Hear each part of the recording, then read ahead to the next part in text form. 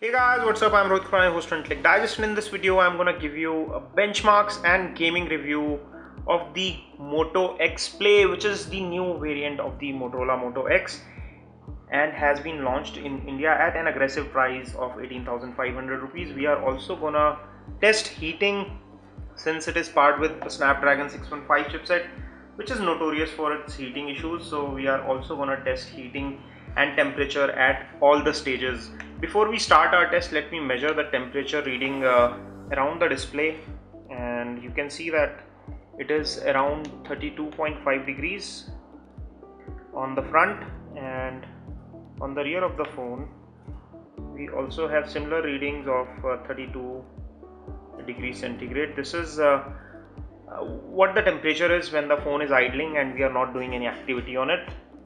And we briefly ran benchmarks, and we already have the scores stored as snapshots, so I'm just gonna show that to you.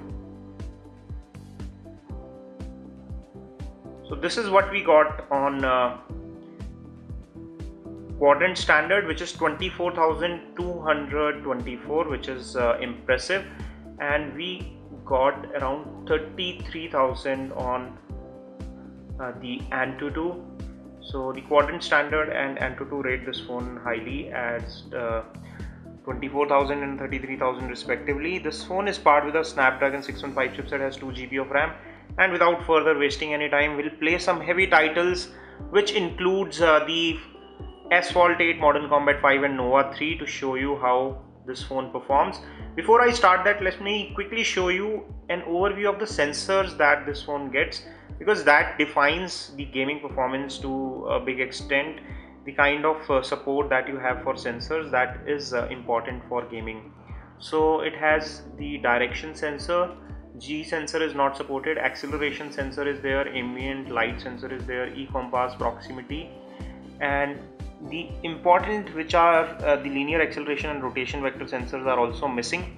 So in terms of sensor support, it gets some basic sensors but not all of them. That may impact some of the gaming experience, but let's find out for real that what difference does it make to real life gaming scenarios. So we'll start with the Asphalt 8.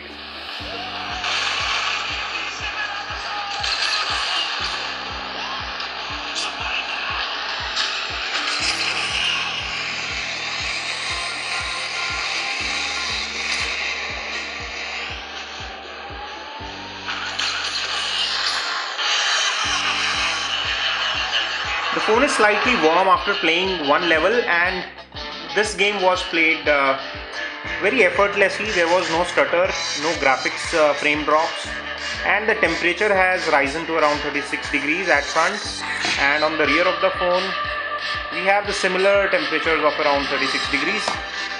Let's move on to our next game and find out how much this phone heats up after playing two games back to back. So we are going to play the Modern Combat 5 now.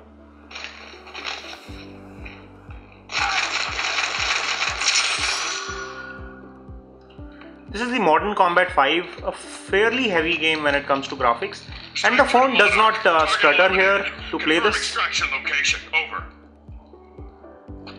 It's not troubled at all when it comes to playing this game. Hold up. Come on. Let's go.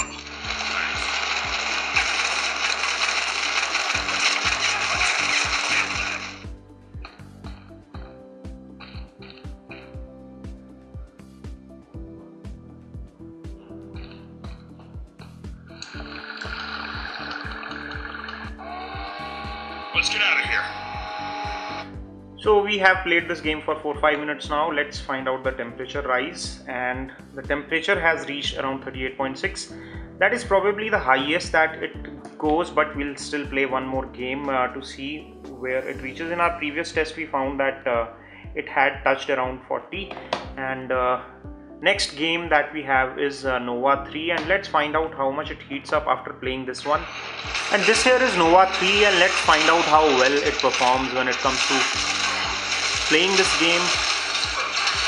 The phone has started to stutter a little now, as you can see that.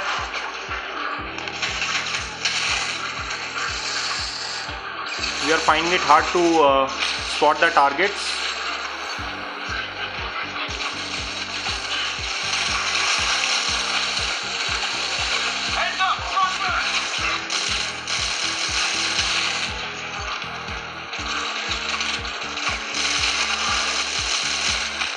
The phone is feeling a bit warm and there is some stutter in the frames.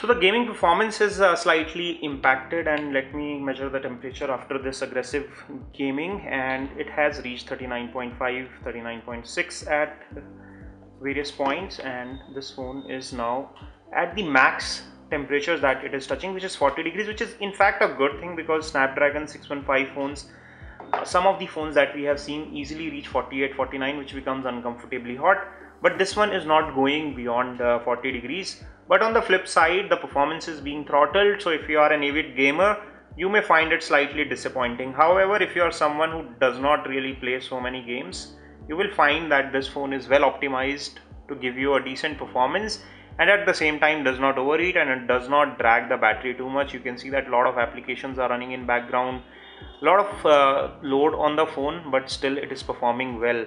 It is not one of the smoothest Motorola phones that we have seen. The Nexus 6 is considerably better. The Moto X, which was powered by Snapdragon 800 series, was much faster, but this one is not as fast, but at the same time it is not a letdown because it has been balanced well on the performance side.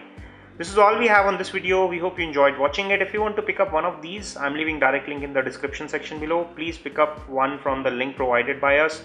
It helps the channel. If you enjoyed watching this video, don't forget to give us a thumbs up by pressing the like button below, and stay subscribed by pressing the red subscribe button. We are coming up with a full review video very soon. I hope to see you on my next video. This is your host Rohit Khurana.